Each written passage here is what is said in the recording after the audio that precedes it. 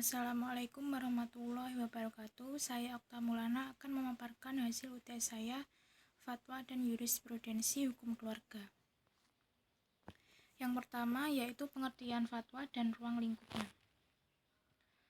Pengertian fatwa menurut bahasa berarti jawaban mengenai suatu kejadian atau peristiwa, sedangkan pengertian fatwa menurut syara adalah menerangkan hukum syara dalam suatu persoalan sebagai jawaban dari suatu pertanyaan.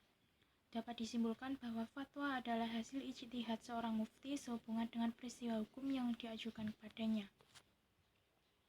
Ruang lingkup fatwa adalah bersifat umum atau tidak terbatas untuk seluruh umat dan juga tidak mengikat bagi seluruh umat. Materi kedua ada posisi fatwa dan jurisprudensi dalam sistem hukum di Indonesia. A. Posisi fatwa dalam sistem hukum di Indonesia, yaitu hanya merupakan sebagai hukum aspiratif yang mempunyai kekuatan konstruktif secara moral bagi komunitas yang mempunyai aspirasi untuk mengamalkannya. Namun fatwa tersebut tidak dapat dijadikan alat paksa bagi kelompok lain yang berbeda pendapat dengan fatwa MUI, sebab bukan termasuk dalam hukum positif. B. Posisi jurisprudensi dalam sistem hukum di Indonesia, yaitu sedemikian penting namun peranan jurisprudensi belum mendapat perhatian yang cukup baik dalam pengajaran hukum maupun dalam praktik hukum.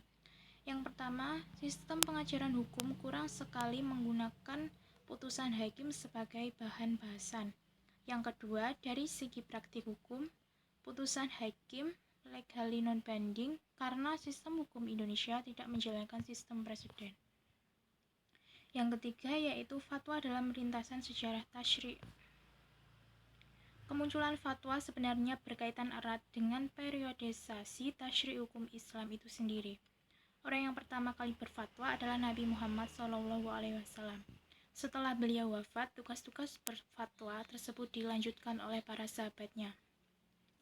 Setelah masa sahabat, kegiatan berfatwa dilanjutkan oleh tabi'in. Generasi ini adalah mereka yang sempat berguru kepada tokoh-tokoh keilmuan dari generasi sahabat. Proses transformasi keilmuan yang berlaku antara sahabat dan tabi'in terjalin didasarkan metode periwayatan baik secara langsung maupun tidak langsung. Secara umum, fatwa dan perundangan pada era tabi'in masih hampir sama dengan apa yang dilakukan pada masa sahabat. Setelah masa tabi'in, fatwa berkembang melalui imam-imam mujtahid dan pengikutnya. Pada masa ini, masalah-masalah fikih mulai dibukukan, sebagaimana mengalami proses transformasi fatwa ketika diasimilasi ke dalam karya-karya fikih. Perkembangan fatwa selanjutnya adalah pada era modern, ditandai dengan munculnya para ulama kontemporer seperti Yusuf al-Qaradawi dan Wahbah Zuhaili. Yang keempat, MUI dan Komisi Fatwa serta metode istinbat hukumnya. MUI didirikan pada tanggal 26 Juli 1970 Masehi di Jakarta berdasarkan Pedoman Dasar 2005 pada bab 1 162 pasal 1 ayat 2. Peran utama MUI yang berdasarkan pedoman yang telah ditetapkan dalam Pedoman Dasar dan Pedoman Rumah Tangga MUI tanggal 21 Jumadil Akhir 1426 Hijriah. Yang pertama, sebagai ahli waris tugas para nabi yang menyebarkan ajaran Islam. Yang kedua, sebagai pemberi fatwa dalam memberi fatwa diminta atau tidak diminta. Yang ketiga, sebagai pembimbing dan pelayan umat, di mana melayani umat dan bangsa dalam memenuhi harapan, aspirasi, dan tuntutan dalam bimbingan dan fatwa keagamaan. Komisi Fatwa ada sejak ditetapkannya susunan kepengurusan MUI pusat dengan ketua pertama Hamka dan ketua komisi pertama adalah Zukri Ghazali. Komisi ini diberi tugas untuk merundingkan dan mengeluarkan fatwa mengenai persoalan-persoalan hukum yang dihadapi oleh masyarakat. Metode istinbat hukumnya yang pertama pendekatan nashati, kedua pendekatan hauli, yang ketiga pendekatan manhaji. Yang kelima, eksistensi organisasi NU, Lajnah Batshul Masail, dan metode istinbat hukumnya. NU adalah suatu jamiah diniyah Islamiyah yang didirikan di Surabaya pada 16 Rajab 1344 Hijriah.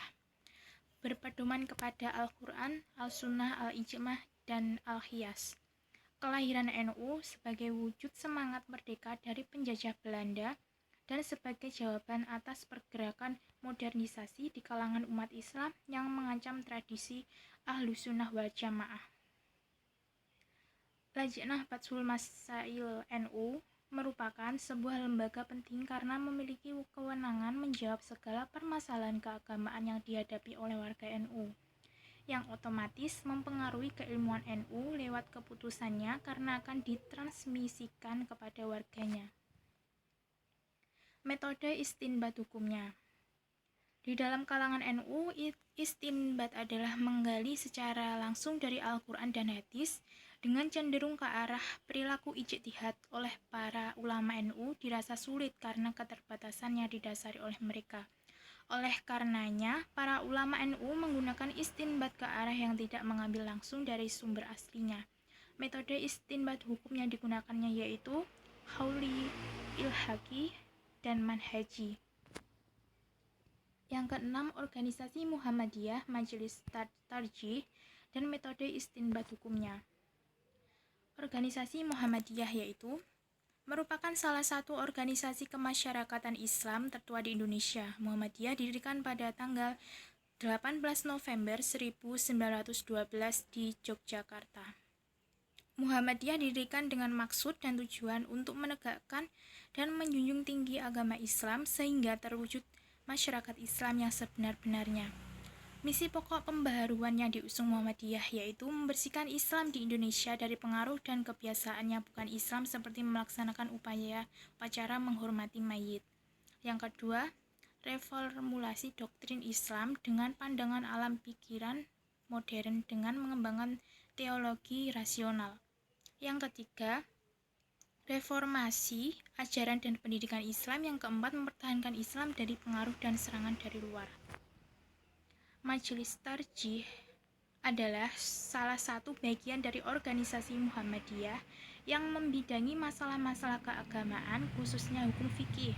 Majelis Tarjih didirikan atas ide Kiai Haji Mas Mansur pada Kongres Muhammadiyah di Pekalongan. Majelis Tarjih berfungsi untuk memberikan jawaban dan kepastian hukum terhadap suatu permasalahan, khususnya bagi warga Muhammadiyah, sehingga terciptalah harmonisasi sikap. Dalam perkembangan Majelis Tarjih tidak hanya membahas khilafiyah, dia lebih lanjut beralih pada masalah yang belum pernah dibahas.